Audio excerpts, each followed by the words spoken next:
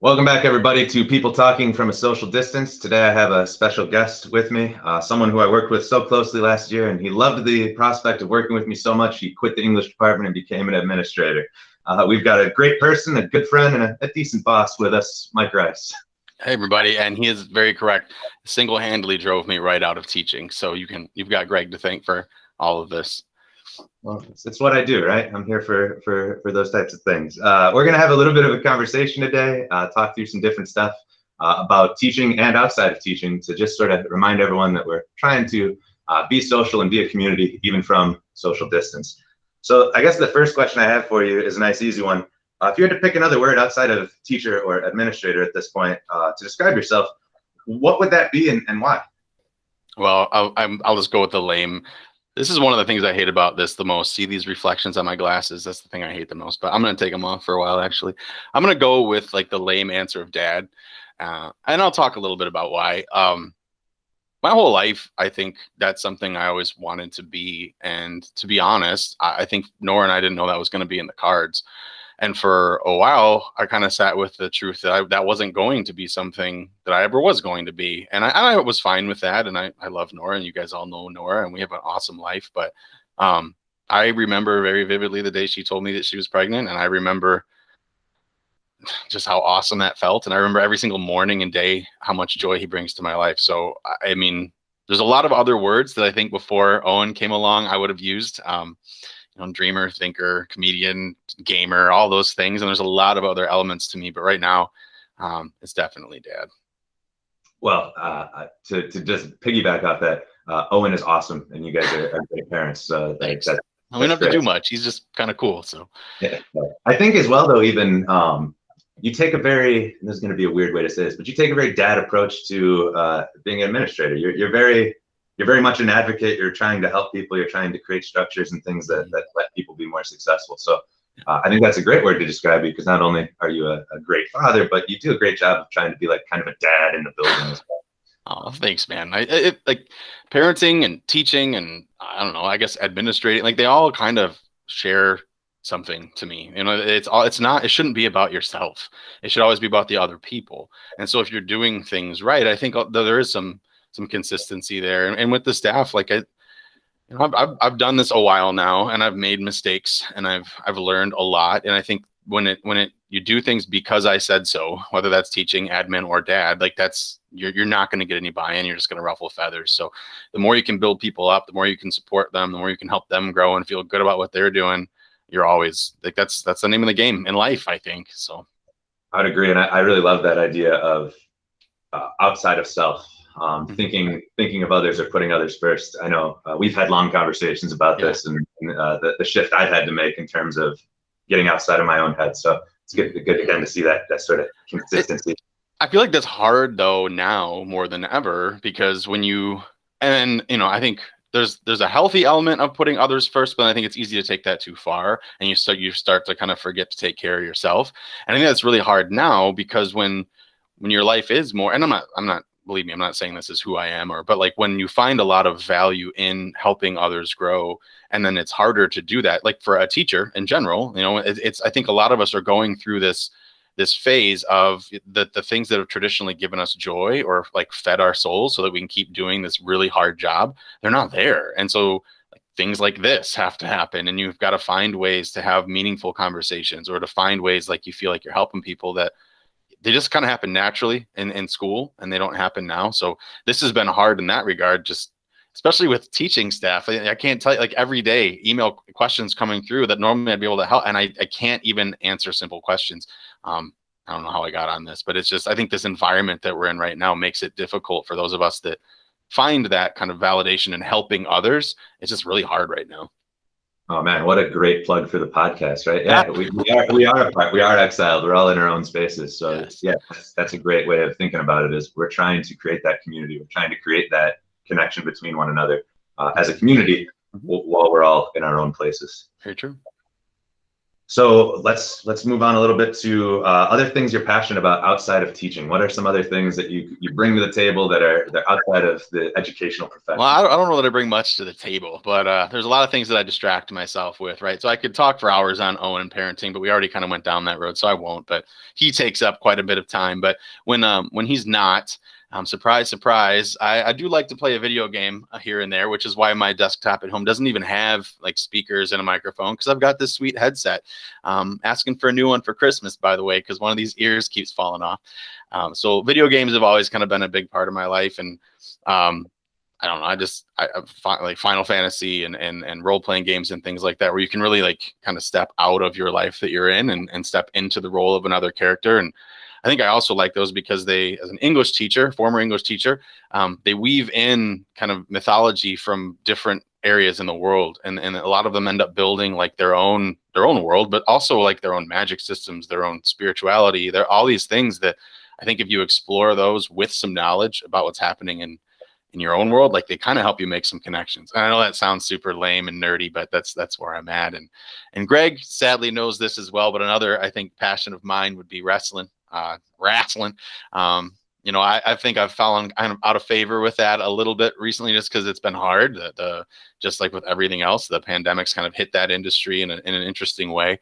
But there's still some joy to be found and some fun stuff. So I think for me, a lot of times it's my passions, they kind of fall into different categories. So there's that distraction category over here, but then there's this urge, and I've honestly kind of fallen into this more lately than anything. But like I've got this feeling like I need to make something or put something into the world, and nothing like crazy. Like I'm not like the next Michelangelo, but Greg, you kind of spurred on my passion for bread making back when this all started, and just kind of, I was really into that for a while, and I like to make soap. I've brewed beer, and I think just being able to create something, I've done way more than that stuff too, but just like to be able to create something and make something, it feels like you're not just taking from the world, you're also putting something back in, and it's more almost about the process and the product to me.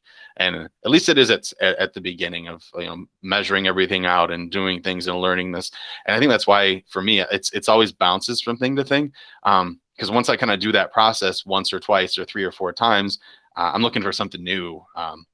So I don't know, but those kind of buckets, whether it's just escaping and letting my mind turn off for a while and reading or watching or playing something else, or creating something, I think those are kind of the 2 places that I go. Nice. We're gonna hit all 3 of those because I want more. So first off, video games. I'm literally sitting in front of Jackie Chan or Bruce Lee with lightsabers, so you don't have to say like, oh no, video games. I really love that last part. So we'll go through all 3, but like that idea of the journey versus the destination, the idea of the process more than the outcome. As someone who loves baking, and we talked about bread, cookies as well, and other stuff. Yeah, I think that's super huge. And there's that meditative aspect of it.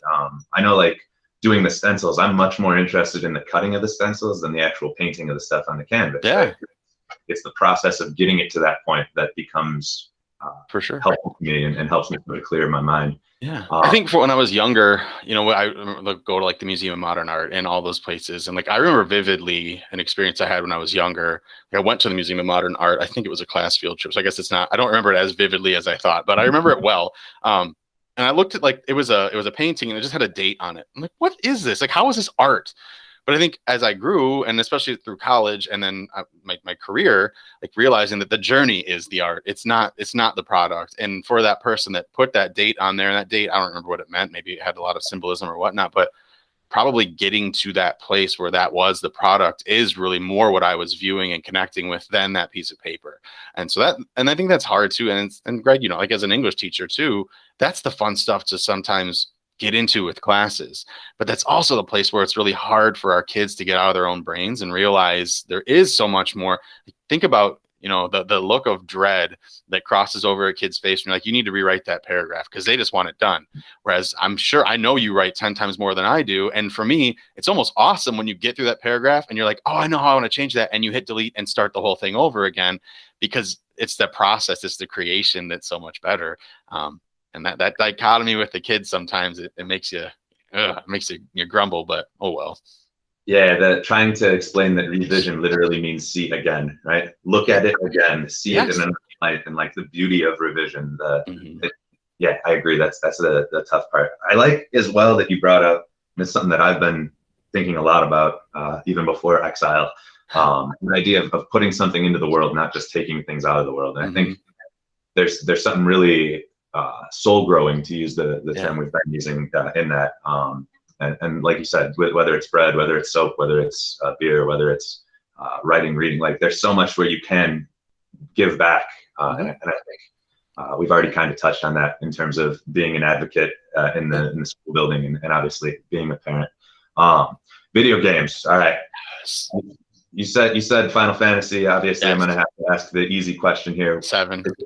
7. Okay, yeah. Okay, we're on this. And but I'll tell you why. And like, so he's likely going to ask me what my favorite Final Fantasy was. I'm guessing, correct? Yeah, that's exactly what I was going to. So 7. But I'll tell you, and this is nerd talk 101. So jump ahead maybe a minute or two if you hate this part of the podcast. But 7 hit me at a part of my life where it was formative. I think, like, I was a young adult. I can't remember exactly how old I was, but I'm pretty sure it was probably a preteen, maybe a teenager, or like 13.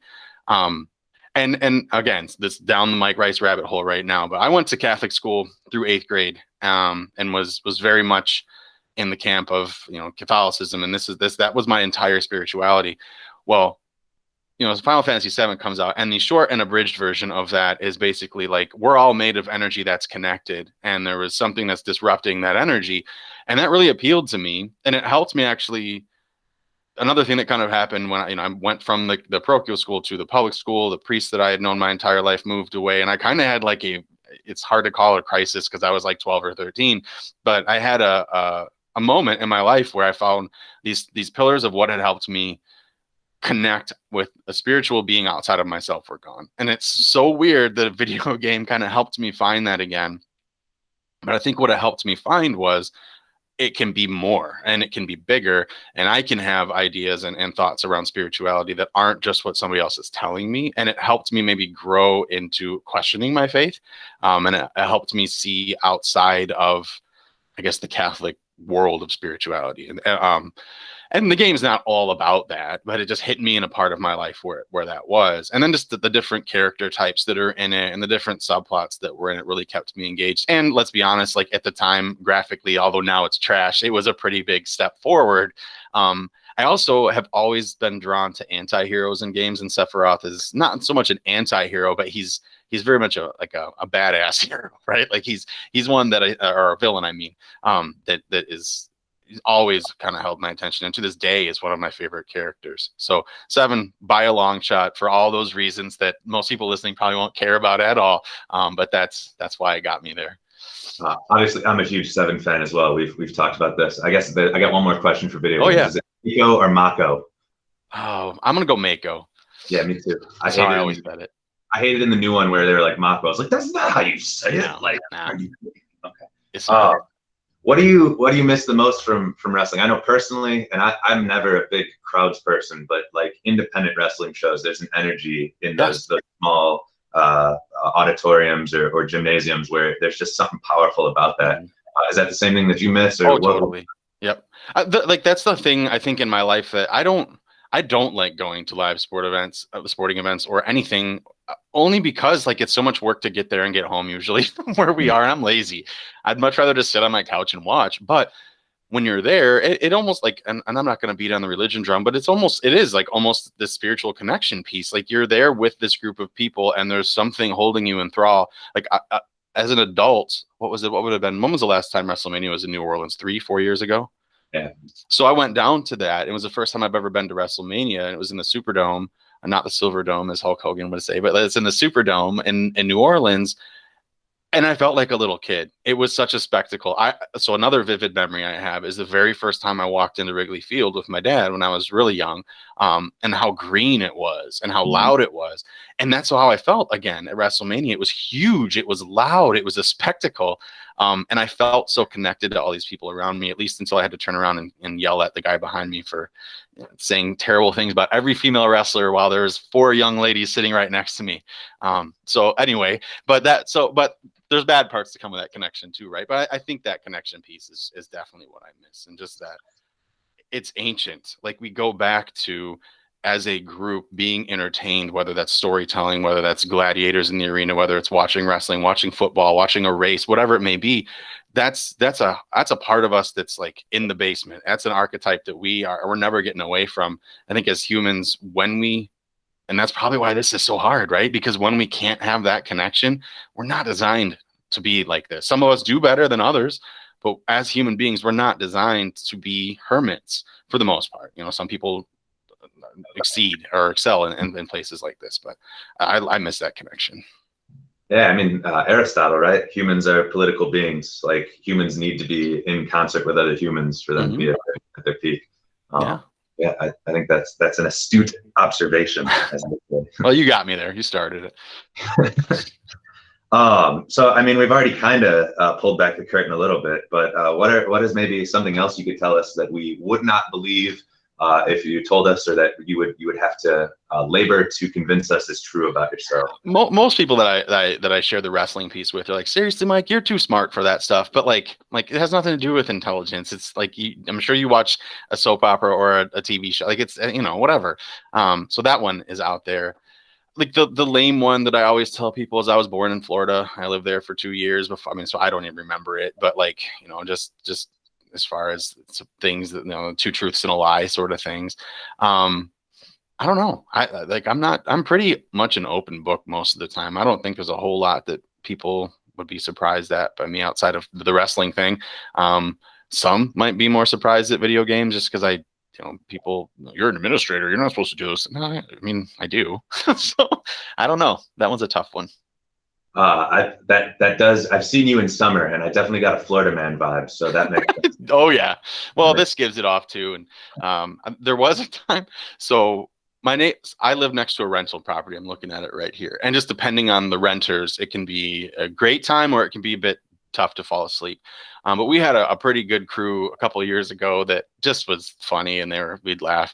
And so I went out to mow the lawn one summer, and are you an Arrested Development fan? Oh yeah. So anybody watching Arrested Development knows Tobias and his Never Nudes. So I have a pair of those. Lee Zucker gave me a pair of Stars and Stripes like tights for running in. So I put on those running tights. I put on my Never Nudes. I had like a cutoff shirt that just had like an eagle on it and it said America. And I had like a red, white, and blue bandana. And I think it was would it be Memorial Day or Veteran? Probably Memorial Day weekend, I'll bet. And I'm just out there mowing, and they loved it. Like they come riding out, they're beeping their horn. They're like, "We love it!" Like neighbors across the street. My next door neighbor's a war vet. He came out. So like people might not believe that. Like I'm willing to do some pretty crazy stuff just to get a laugh. At least I used to be. Now I have to tone it in a little bit more. But sometime Andy or Dre and you guys are planning the next pep assembly. If you need somebody to do something a little wild, I'm down. I'm down. That's amazing. I don't know how I'm going to get that image out of my head, but you shouldn't. I have a picture of something similar in my phone. I don't have the tights on, but that might actually be worse. So, awesome. Yep. The next question we usually ask is about desert island picks, but we can manipulate that a little bit. What's a book other than the I Ching? You already shared that one that you would recommend to everyone, or that you would say like this is the book that everyone should read? Oh man, I don't know. Former English teacher, you got to be able to. No, I guess I'm on a desert island. Like I'm probably gonna want something comforting and something big so that I can like get lost in it for a while. So this is not like, it's literally my favorite book changes daily, and I'm sure there's other people's like that too. But like right now, where you're asking me this question, Ken Follett, Pillars of Creation, and if I can bring multiple books or an anthology like his, I think he wrote at least a sequel, if not like a third. If I can get a big boy like that, I'd bring it. I love that book. So have you ever read that one, or do you know what it is? I've heard of it. I've never read it. So it's a really cool book. Pillars of Creation actually starts probably medieval time. And so Ken Follett is, and you might know this, but others might not, but he writes historical fiction, and a lot of it generates or revolves around World War II. But he also writes some that it's kind of about cathedral building and like the Middle Ages, which, surprise, surprise, fantasy nerd here, enjoy that stuff. And so this book follows at least 2, if not 3 generations of a builder. I'm pretty sure the guy's name is Tom Builder, and his family as they begin this cathedral. and then kind of build it all as long as it takes by hand. And there's all like the political underplay and the like the political scene of the world comes into place, all these subplots that go on. And so it's a really cool book to just get lost in for a while. And it's a fictional story. So it's very, I mean, he's writing it to engage the reader. But it's against this backdrop of here's how it would have had to be, because this is what, like, it's, you learn a lot while you're reading. So I really liked that book, and it's been a while since I read it. So that's another thing that comes into play when it's a favorite for me, or like a desert island, is I tend to cycle through books. Like Christmas is coming up soon, so I'll probably read Harry Potter just because I like the kind of holiday vibe that puts off. Nora, for instance, like every winter, if not once, at least 2 or 3 times, we'll read A Walk in the Woods by Bill Bryson. So like where I'm at now, that book seems like it'd be a good one to get into. But you ask me again tomorrow, I might change my mind. And Paradise Lost would probably hit the list too if I'm really looking for something a little bit more academic. But right now I'm in the mood for something a little lighter, so I'll go with Pillars of Creation. You're on a desert island, and your decision is to talk about to read about the damnation of humanity through. Well, maybe that's why I'm there, man. But hey, that's the thing. So you can make a hell of heaven or a heaven of hell. That came right out of Paradise Lost. So if I bring that, maybe I'll find a way to make my desert island amazing. Side note, Owen and I had to get flu shots. My son is incredibly afraid of needles for some reason. I don't know why. So I make inane promises to him if he'll get stuff done. So for his flu shot, this is not a fair trade, but I got him Animal Crossing's New Horizons, which is all about going to a desert island, and he loves it. So we're kind of living that reality right now. Nice connection. Very nice. Oh, yes. So these have all been great answers. I appreciate you being here, taking time out of your busy schedule. Obviously, we could chat for hours on any of these different topics, but I do appreciate you being here. I guess our last question for you is, and we're gonna go philosophical again. Yeah. What's one thing you wish you could change about the actual task of teaching, and why? Yeah. So I'll answer more from a teacher standpoint than an admin, I guess. So like harken back to at least last year, which is my most like recent experience. And I guess, and I don't know if this is what you're going for with this question, but like okay, this is going to take a lot of explaining, I suppose. So at least a little bit of setup. Everybody in Sycamore worked with me and knows who I am, knows what well, not everybody, but most of you did. And you kind of knew the population I worked with was the kind of struggling population, English 3, English 4. Greg and I actually talked about that before we started today, just because he's got English 4 now, and the track those kids take to get there. And so student advocacy became really important to me. And then when I went to Caneland, really got into personalized learning and student ownership and student self-advocacy and students taking more ownership, I guess, in what they're learning. But that was really hard for me to connect with this group of students that I had that really had just quit and they had given up. And so I guess I don't know how to change this. And I know it's not about the task of teaching so much, but I would give anything if it wasn't so, and I'm probably gonna use this word wrong, but it seems like transactional from a student's perspective, like they just take the learning. I would give anything if there was something we could do to make it more of a collaborative effort. And if I could go even like further than that, like with the community as well.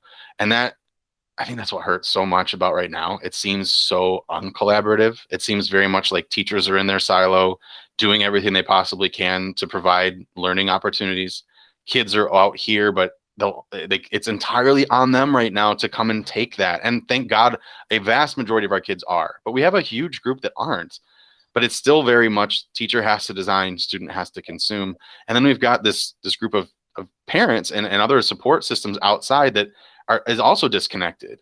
And so we've got these 3 groups that are so important to learning, and again, just to bring it back to my son, there's not a thing he learns that is completely there's no way humanity could advance in this sort of system. We learn from communities, we learn from each other, we learn with feedback. And so for it to be so teacher creates, student consumes, parent, and I'm painting with a broad brush, we definitely have awesome parents and some parents that help us too. But we also have some parents that maybe don't know how or can't engage in this environment. And those things are so disconnected. If we could somehow create, I guess, just this desire around learning and this passion to grow and learn, that's the one thing I would change. And I think that would, because it's just a tiny thing, it would not there's nothing big there. But if the outlook around what school was could change, if it wasn't just this thing I have to go and sit at 8 hours, take tests, come home, If it was more, I'm going here to grow as a human being, to learn things that interest me, to make mistakes, take risks, like that mentality, that approach to learning. So that's what the student brings to the table. And then if the teachers are more bringing to the table, I have this vast pool of expertise, and I've got all these tools at my disposal. But at the end of the day, my job is to just help you get there however I can. And if it wasn't all this structure that we're in right now, I guess that's more than just one thing I'd change, though. I guess I'd blow the whole dang thing up and just it's almost, I don't know. I've not studied it or been involved in it, but in my mind, that's what like the Montessori model is more like for younger students, just this like play to learn. I wish we could hold some of that with our students like a little longer. You know, they start to hate school because it's not what they want to learn, I guess. Maybe that's the problem. But they have some ownership there, and so do we, and so do everybody does. Yeah, I mean, just some slight things to change, right? Like just a little bit. Upend the entire system. Exactly. Which, you know, I'm all for as well. I know you are. I think you hit on something though. Not only does it seem like now in this model it's very transactional, but it also seems very punitive, right? Like there's less of an opportunity to show the positives of what students have been able to do and learn, and more onus on the lack of engagement or the stuff that students aren't getting. And we don't have, like, I guess there's two things here. Like, we don't have the time to really explore best practices in this environment. And I guess I shouldn't say this, but I will. I also don't know that we have the urgency, because I think all of us are hoping this will go away. And so, but without the time and without the urgency, and I think because all of us are like up to here, like we can't just step back and say, oh, let's restart or let's do X, Y, or Z, because we didn't know what we didn't know. And I kind of lost my train of thought here right now. But it's, dang it, I forgot what I was going to say. It was going to be earth shattering. I was going to solve all this for everybody. Yeah, I think you were on the right track of like, if there was, like, we didn't get into this system intentionally. Yeah. Right. No. Like it wasn't something that we planned for and said, like, this is how we're going to move education forward. And I know we've had this conversation before. I wish we had something other than a catastrophe to fundamentally change education. Yeah.